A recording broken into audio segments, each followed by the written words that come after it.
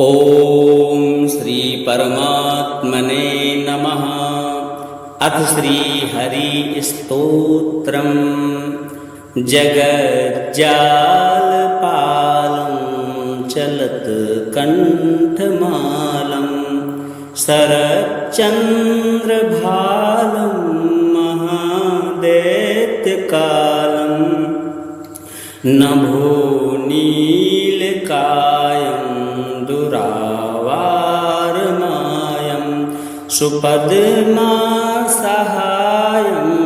भजेऽहं सदाम्भोधिवासं गलत्पुष्पहासं जगत्सन्निवासं सतादित्यभासं गदाचक्रशस्त्रं लसत्पीतवस्त्रं हसच्चारुवक्त्रं भजेऽहं रमाकण्ठहारं श्रुतिव्रातसारं जलान्तर्विहारं धराभारहारं चिदानन्दरूपं मनोज्ञस्वरूपं धृतानेकरूपं भजेऽहं जराजन्महीनं परानन्दपीनं समाधानलीनं सदैवानवीनं जगज्जन्महेतुं सुरानीककेतुं त्रिलोकैकसेतुं भजेऽहं कृताम्नायगानं खगाधीशयानं विमुक्तेर्निदानं हरारातिमानं स्वभक्तानुकूलं जगद्वृक्षमूलं निरस्तार्थशूलं भजेऽहं समस्तामरेशं द्विरेफावकेशं जगद्बिम्बलेशं हृदाकाशदेशं सदा देव्यदेहं विमुक्ताखिलेहं सौस्तुवैकुण्ठगेहं भजेऽहं सुरालेबलेष्टं त्रिलोकीवरेष्ठं गुरूणां गरेष्ठं स्वरूपैकनिष्ठं सदा योद्धधीरं महावीरवीरं महाम्भोधितीरं भजेऽहं रमावामभागं तलानग्रनागं कृताधीनयागं गतारागरागं मुनीन्द्रैः सुगीतं सुरैः सम्परीतं गुणौघैरतीतं भजेऽहं इदं यस्तु नित्यं समाधाय चित्तं पठेदष्टकं कण्ठहारं मुरारेः सविष्णोर्विशोकं ध्रुवं याति लोकं जराजन्मशोकं पुनर्विन्दते नो श्रीनारायणार्पणमस्तु। जगज्जालपालं चलत कंठमालं शरच्चन्द्रभालं महादैत्यकालं नभो नीलकायं दुरावारमायं सुपद्मासहायं भजेऽहं सदाम्भोधिवासं गलत्पुष्पहासं जगत्सन्निवासं सतादित्यभासं गदाचक्रशस्त्रं लसत्पीतवस्त्रं हसच्चारुवक्त्रं भजेऽहं रमाकण्ठहारं श्रुतिव्रातसारं जलान्तर्विहारं धराभारहारं चिदानन्दरूपं मनोज्ञस्वरूपं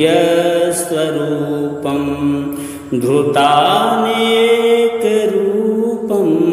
भजेऽहं जराजन्महीनं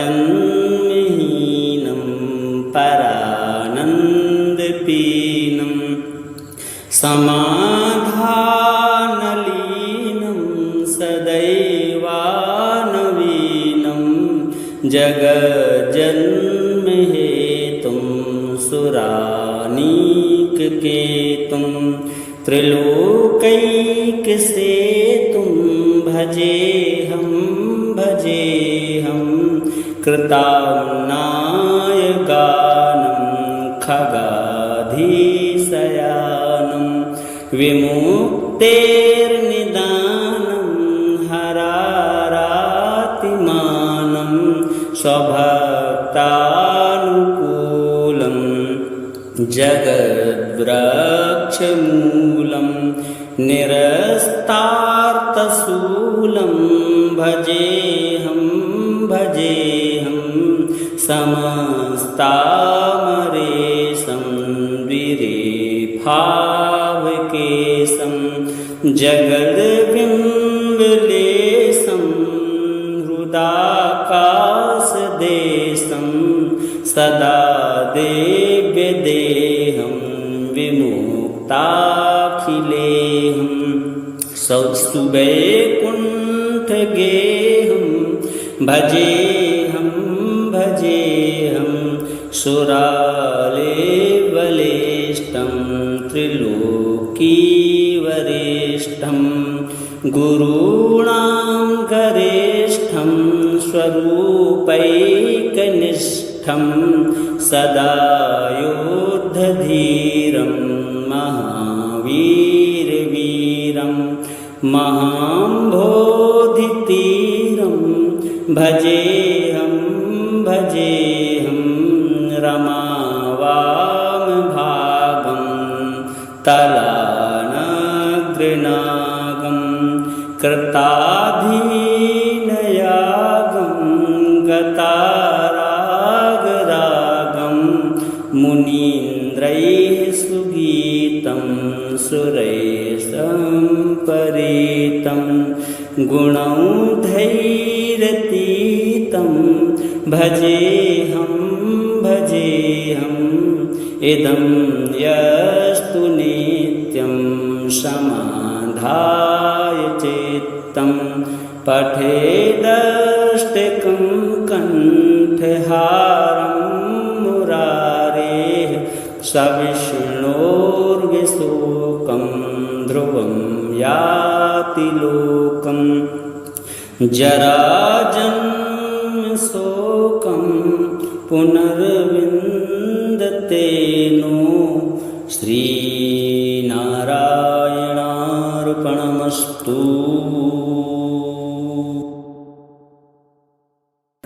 जगज्जालपालं चलत कंठमालं शरच्चन्द्रभालं महादैत्यकालं नभो नीलकायं दुरावारमायं सुपद्मासहायं भजेऽहं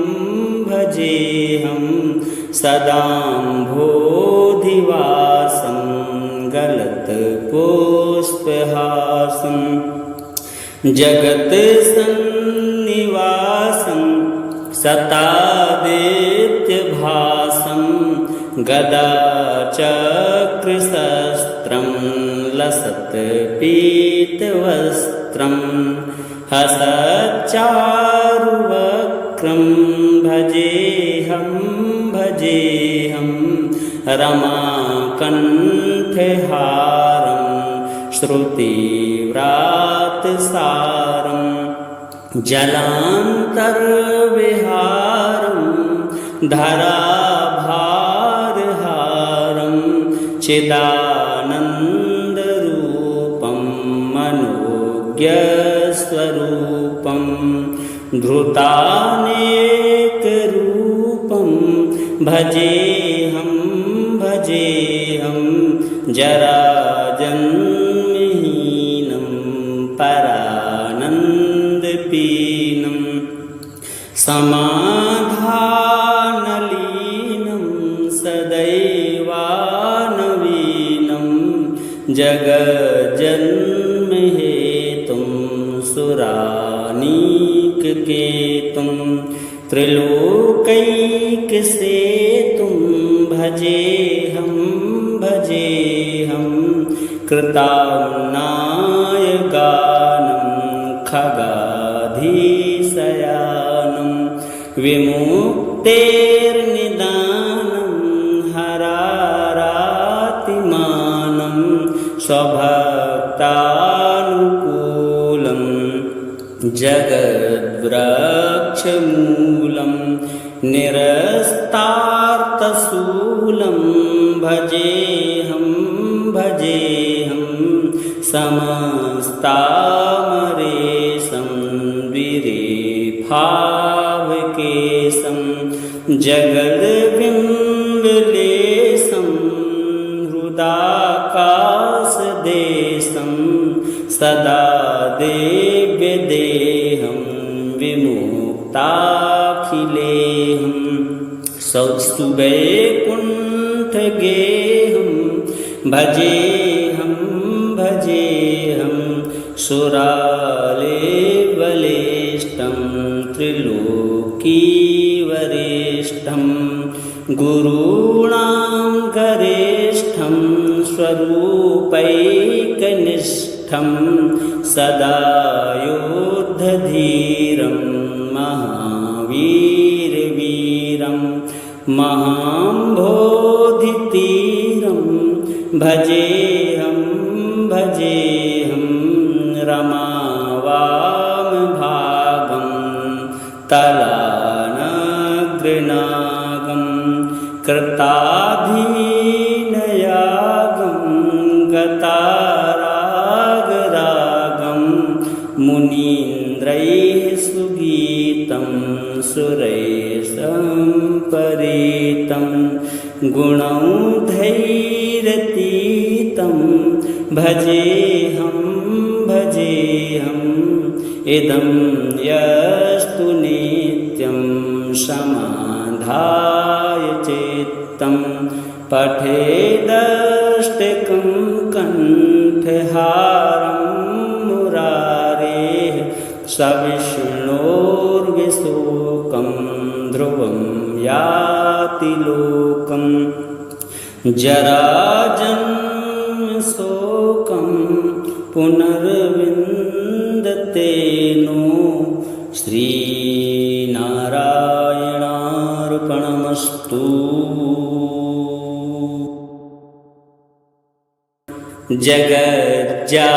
जगज्जालपालं चलत्कण्ठमालं शरच्चन्द्रभालं महादैत्यकालं नभो नीलकायं दुरावारमायं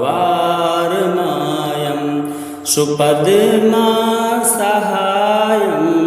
भजेऽहं सदाम्भोधिवासं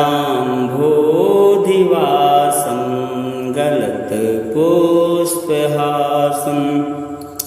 जगत्सन्निवासं सतादित्यभासं गदाचक्रशस्त्रं लसत्पीतवस्त्रं हसच्चारुवक्त्रं भजेऽहं रमाकण्ठहारं श्रुतिव्रातसारं जलान्तर्विहारं धराभारहारं चिदानन्दरूपं मनोज्ञस्वरूपं धृतानेकरूपं भजेऽहं जराजन्महीनं परानन्दपीनं समाधानलीनं सदैवानवीनं जगज्जन्महेतुं सुरानीककेतुं त्रिलोकैकसेतुं भजेऽहं कृताम्नायगानं खगाधीशयानं विमुक्तेर्निदानं हरारातिमानं स्वभक्तानुकूलं जगद्वृक्षमूलं निरस्तार्थशूलं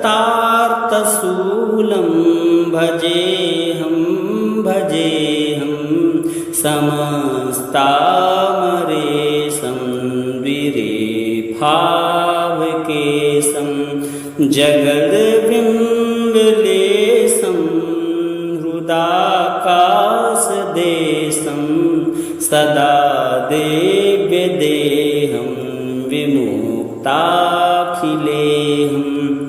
सुवैकुण्ठगेहं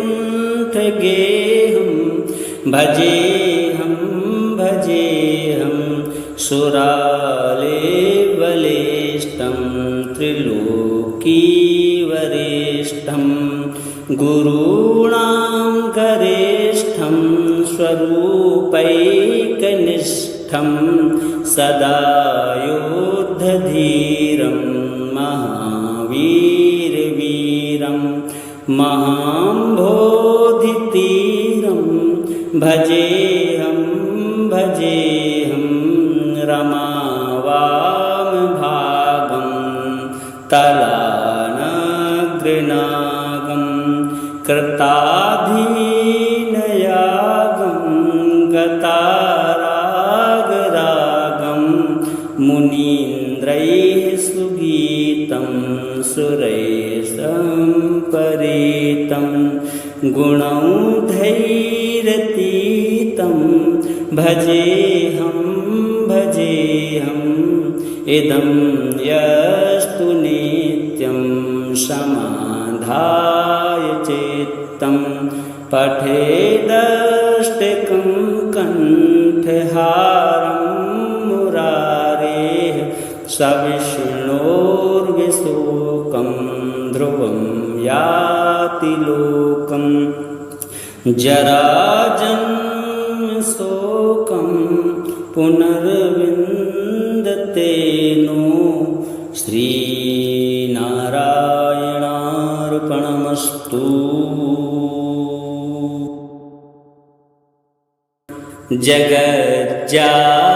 जगज्जालपालं चलत्कण्ठमालं शरच्चन्द्रभालं महादैत्यकालं नभो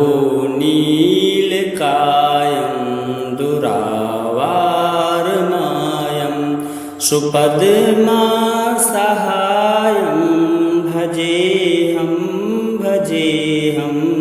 सदाम्भोधिवासं गलत्पुष्पहासं जगत्सन्निवासं सतादित्यभासं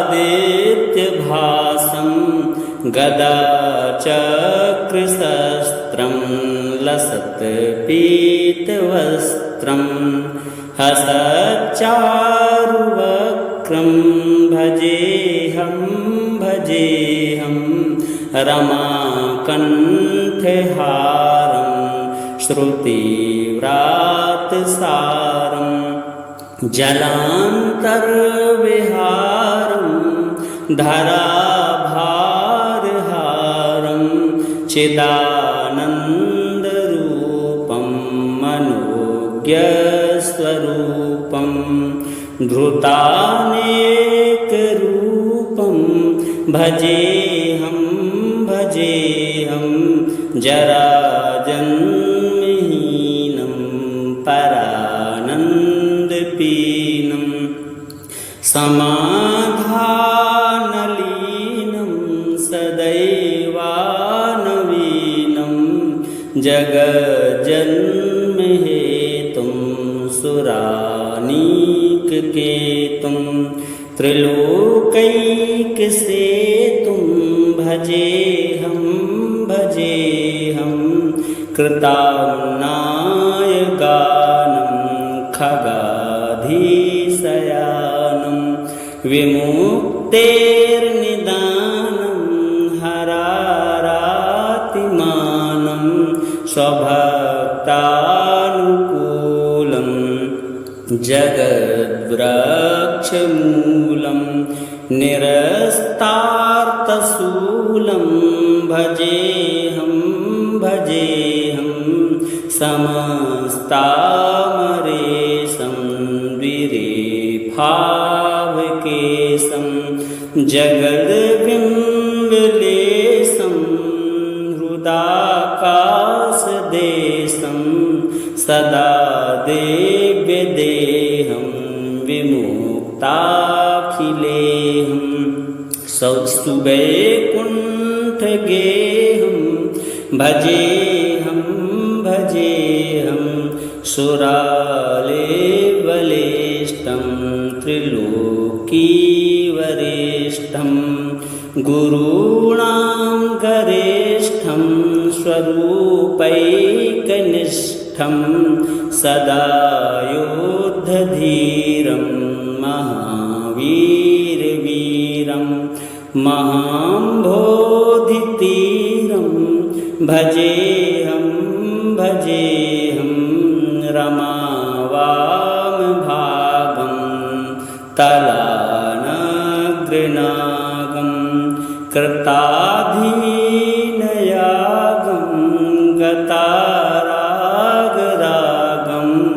मुनीन्द्रैः सुगीतं सुरैः सम्परीतं गुणौघैरतीतं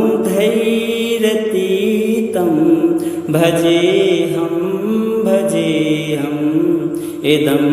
यस्तु नित्यं समाधाय चित्तं पठेदष्टकं कण्ठहारं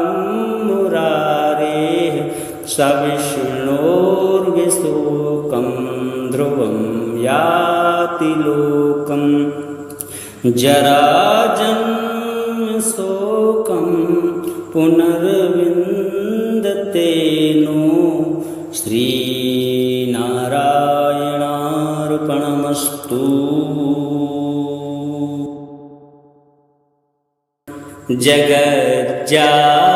जगज्जालपालं चलत्कण्ठमालं शरच्चन्द्रभालं महादैत्यकालं नभो नीलकायं दुरावारमायं सुपद्मासहायं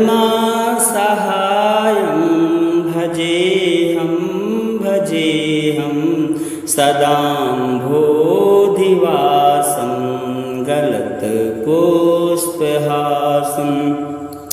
जगत्सन्निवासं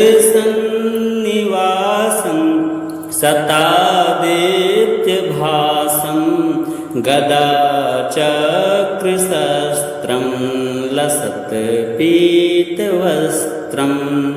हसच्चारुवक्त्रं भजेऽहं रमाकण्ठहारं श्रुतिव्रातसारं जलान्तर्विहारं धराभारहारं चिदानन्दरूपं मनोज्ञस्वरूपं धृतानेकरूपं भजेऽहं जराजन्महीनं परानन्दपीनं समाधानलीनं सदैवानवीनं जगज्जन्महेतुं सुरानीककेतुं त्रिलोकैकसेतुं भजेऽहं कृताम्नायगानं खगाधीशयानं विमुक्तेर्निदानं हरारातिमानं स्वभक्तानुकूलं जगद्वृक्षमूलं निरस्तार्थशूलं भजेऽहं समस्तामरेशं द्विरेफावकेशं जगद्बिम्बलेशं हृदाकाशदेशं सदा देव्यदेहं विमुक्ताखिलेहं सुवैकुण्ठगेहं भजेऽहं सुरालेबलेष्टं त्रिलोकीवरेष्ठं गुरूणां गरेष्ठं स्वरूपैकनिष्ठं सदा योद्धधीरं महावीरवीरं महाम्भोधितीरं भजेऽहं रमावामभागं तलानग्रनागं कृताधीनयागं गतारागरागं मुनीन्द्रैः सुगीतं सुरैः सम्परीतं गुणौघैरतीतं भजेऽहं इदं यस्तु नित्यं समाधाय चित्तं पठेदष्टकं कण्ठहारं मुरारेः सविष्णोर्विशोकं ध्रुवं याति लोकं जराजन्मशोकं पुनर्विन्दते नो श्रीनारायणार्पणमस्तु।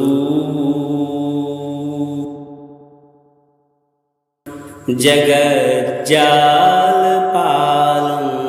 चलत्कण्ठमालं शरच्चन्द्रभालं महादैत्यकालं नभो नीलकायं दुरावारमायं सुपद्मासहायं भजेऽहं सदाम्भोधिवासं गलत्पुष्पहासं जगत सन्निवासं सतादित्यभासं गदा चक्रशस्त्रं लसत्पीतवस्त्रं हसच्चारुवक्त्रं भजेऽहं रमाकण्ठहारं श्रुतिव्रातसारं जलान्तर्विहारं धराभारहारं चिदानन्दरूपं मनोज्ञस्वरूपं धृतानेकरूपं भजेऽहं जराजन्महीनं परानन्दपीनं समाधानलीनं सदैवानवीनं जगज्जन्महेतुं सुरानीककेतुं त्रिलोकैकसेतुं भजेऽहं कृताम्नायगानं खगाधीशयानं विमुक्तेर्निदानं हरारातिमानं स्वभक्तानुकूलं जगद्वृक्षमूलं निरस्तार्थशूलं भजेऽहं समस्तामरेशं विरेफावकेशं जगद्बिम्बलेशं हृदाकाशदेशं सदा देव्यदेहं विमुक्ताखिलेहं सौस्तुवैकुण्ठगेहं भजेऽहं सुरालेबलेष्टं त्रिलोकीवरेष्ठं गुरूणां गरेष्ठं स्वरूपैकनिष्ठं सदा योद्धधीरं महावीरवीरं महाम्भोधितीरं भजेऽहं रमावामभागं तलानग्रनागं कृताधीनयागं गतारागरागं मुनीन्द्रैः सुगीतं सुरैः सम्परीतं गुणौघैरतीतं भजेऽहं इदं यस्तु नित्यं समाधाय चित्तं पठेदष्टकं कण्ठहारं मुरारेः सविष्णोर्विशोकं ध्रुवं याति लोकं जराजन्मशोकं पुनर्विन्दते नो श्री